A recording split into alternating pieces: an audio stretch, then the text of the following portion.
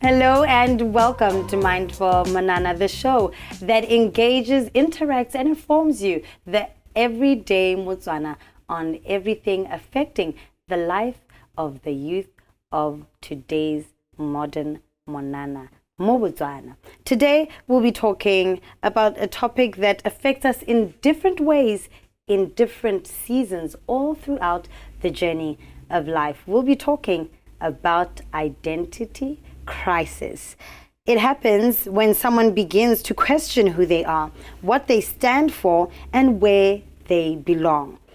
It could be during a season of teenage phase, it could happen in early adulthood, and even later in life, battling different challenges as they come and go. For some, it's about culture and tradition. For others, it's about careers, self-image. While for others, it's personal values versus personal challenges and achievements. To help us discuss and divulge this topic, I have a guest in studio with me today. His name is Mr. Worseley Manzungu, and he will be sharing with us as a therapist and professional in the area the details surrounding this very sensitive crisis. Welcome to the show, sir. Thank you very much, Shishi. Thank you. Hello to everyone. Yes, you can reintroduce yourself and just kindly let us know in terms of your experience, what exactly gives you the confidence to be here sharing this topic discussion with us. I am Worseley Manzungu, as you've already said. I'm an educator, an academic, an identity therapist, and also a Pan-Africanist. As an educator, I meet a lot of people. I also teach. I interact with people from different backgrounds and cultures across Africa and outside the continent. So I get to interact with different experiences in terms of how people live their lives and issues around their different backgrounds and culture. Wow. What exactly is, by definition, identity crisis, and what do you think, or why do you think people experience it? What do you think drives people towards that question of experiencing identity crisis? I think for me, identity crisis, I would put it as, the inability to probably self-comprehend and give a full definition to oneself. That's when now you realize one suffers from, confusion and struggling with making choices in their life. And it might be as a result of primary causes, what I would call primary causes, as well as secondary causes. And primary causes being maybe if you look at their foundation, in terms of their background from birth, the care, the love, or the lack thereof. Yeah, the social orientation and upbringing from family, from parents in particular. Those are the things that contribute towards identity crisis. As the primary causes. And then you also have the secondary causes, which may be probably, peer pressure. You talk of indoctrination. Indoctrination. And because it may also be coming from different angles in life. Some may be probably denominational, beliefs from different religions. Okay. But all that emanates from the aspect of the primary causes. Wow. That is why it is important, to a certain extent, to have a solid foundation right from the time we born. So identity crisis, from what you're telling me, is that it has a lot to do with the strong foundation. It's got a lot to do with it, in my own view and in what I've experienced. Okay, how does your home environment look like? Your society as well, because remember, it's also about societal values. Yes, and the societal constructs that are normalized within your community. Absolutely. All right, I'm going to ask you the next question, just so we manage to keep diving and discussing the different aspects around it. What do you think, from your perspective, are some of maybe the common signs that this person is going through an identity crisis? I know different ages will have different signs, but maybe you can just carry us through that. It could be role confusion. There is a psychoanalyst like, Erik Erikson, theory of personality development. It's got different stages from bottom all the way up, depending on your age and where you are. So there's a stage where it talks about identity versus role confusion. Okay. Okay. So you can be at a point in life, if you're not fully self-comprehended, to struggle so much and be unable to make solid decisions in terms of what you want to do, the direction that you want to take, be it in the workplace, even at work, be it in relationships. And that's why in many cases you discover that maybe, for instance, in relationships, people do find it very hard to be stable. Okay, and you end up keeping on hopping from one point to the next. Okay, or even that's also a sign of probably identity crisis. Identity crisis. Okay. Is that identity crisis on a sexual orientation level, or identity crisis on a you don't know what you want, so it doesn't matter which partner you get, they'll never be enough? Because talking of identity, you need to be able to know. Okay, because it's also one thing that identifies you. Okay, being able to to speak to yourself, understand, comprehend yourself, and say, okay, this is what I want. Even at work, I'm sure sometimes you also have situations whereby you've got colleagues at work that you're like, but I don't understand probably this person, how they work or how they interact with other people, how they just navigate around, doing their tasks at work. Those could also be signs of maybe there was a missed stage in life, okay? And the person is still, in a journey to try and process and establish and discover who they are. Yeah. I got an example pop into my head when you spoke about roles versus the personal identity, to say there might be people at an older phase where they carry the roles of being CEOs, being leaders, or being they hold high positions. The roles they play in society are so big that they are not able to take off that cape and to separate the role they play in society from who they are. I know that it's a question that's often asked by therapists when it comes to introspective personal therapy, individual therapy, where they'll ask you, who are you? And if you're going to give the answer of, I'm a father, I'm a teacher, I'm a this, I'm a that, those are the roles you play in society, but who are you at your core when you're not being a boss, when you're not being a father, when you're not being a husband? Who are you? Absolutely. Yeah, it goes back to what I was saying to earlier on about the upbringing orientation. Okay, what are the founding values as you grow up, as you're born? I love the way you asked that question. We'll actually take it to our viewers. We have a segment where we go out into the streets of the city to interact with Botswana and hear what the general public has to say regarding identity crisis. Have a look.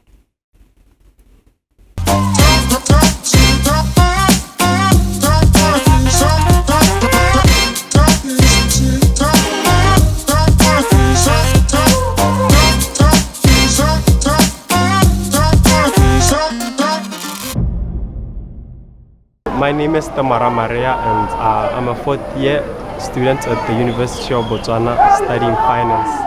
I do believe social media influence how we see ourselves and behave, because nowadays everything you do, you're only aware of your environment, because people are always camera ready. How you are sure to find someone with a camera leaking outside and then push you on TikTok or trend, and most of the trends I say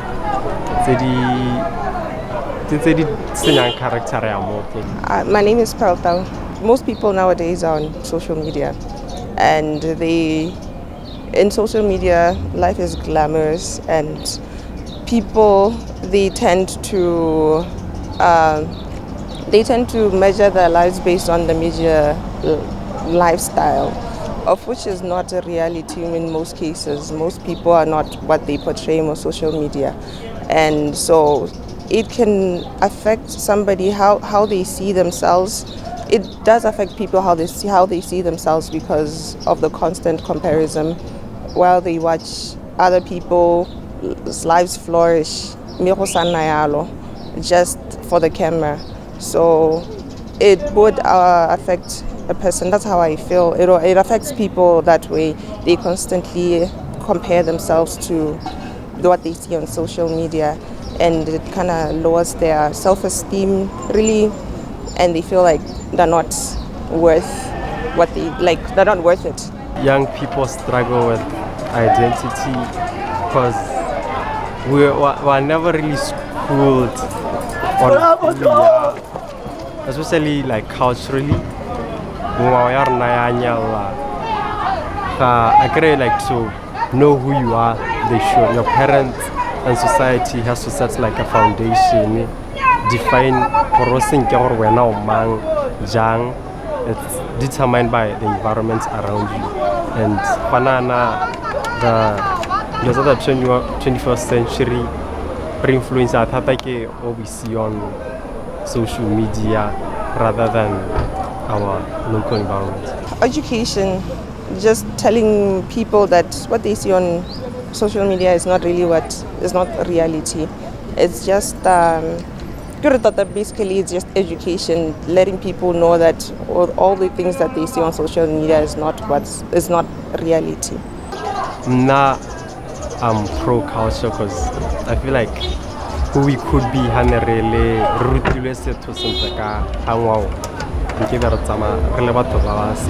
a good nation.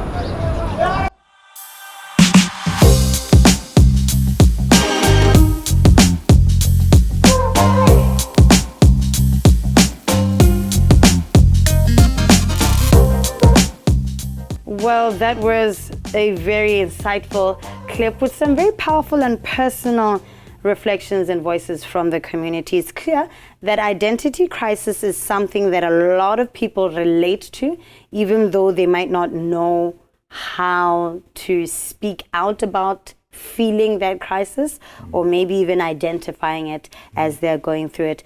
Mr. Manzungu, what do you think are some practical ways, after hearing these perspectives, what do you think are practical ways that we can use to navigate the crisis of feeling lost? I think firstly we need to rethink foundation wise. I know sometimes it can sound like it's too late, but we also need to help the generation that's coming in a way to say what kind of a society are we bringing this generation into? Okay, let's get back to the founding values and beliefs, and give them the right direction, give them the right guidance in terms of who they are, where do they belong, what do they believe in. It starts from there, even at home. Okay, as we raise our children, for instance, okay, let's give them the right guidance. Let's be parents.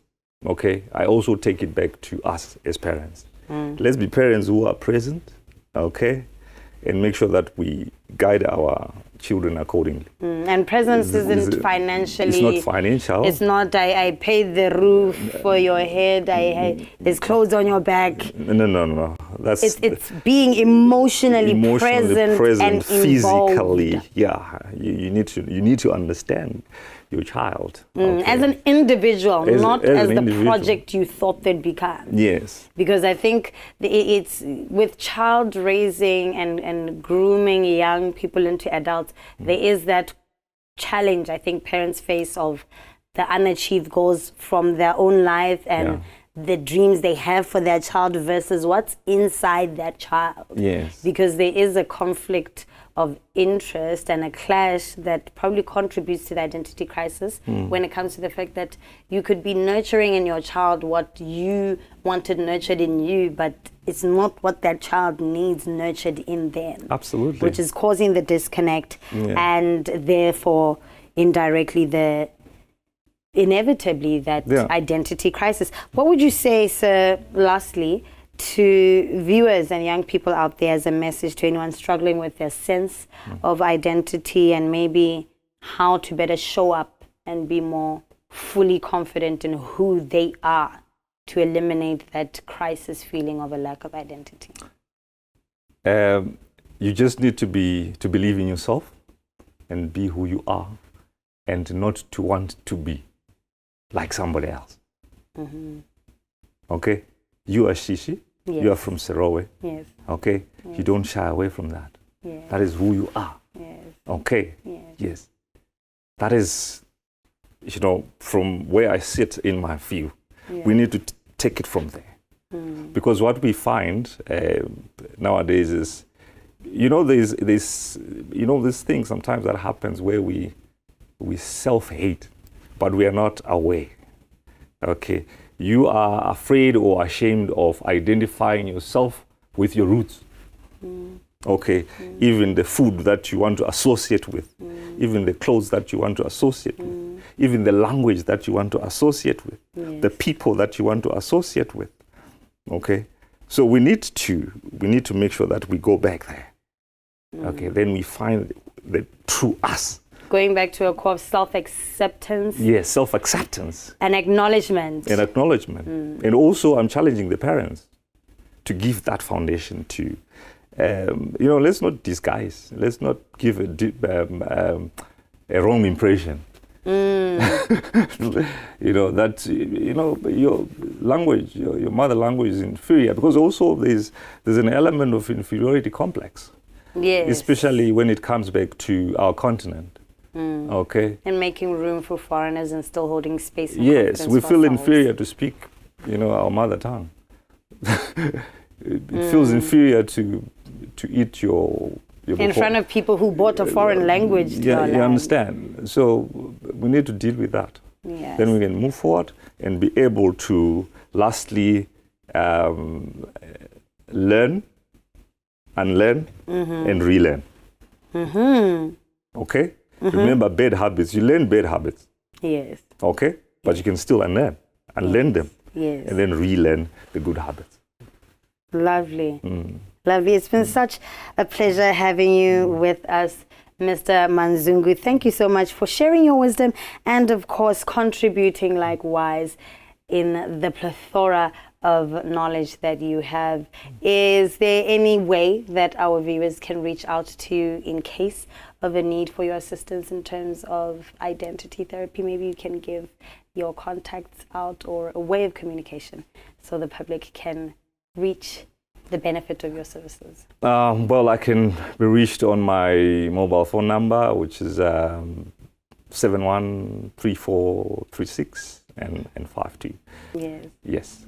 Well, thank you so much for joining us once again, sir. It's been an absolute pleasure.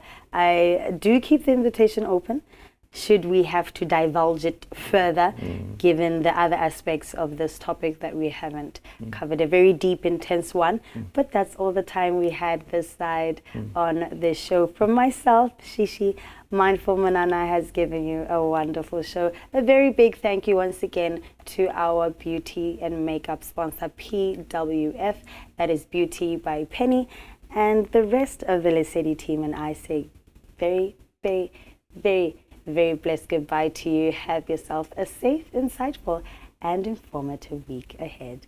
From Mindful Monana, we say signing out for now. Goodbye and stay safe.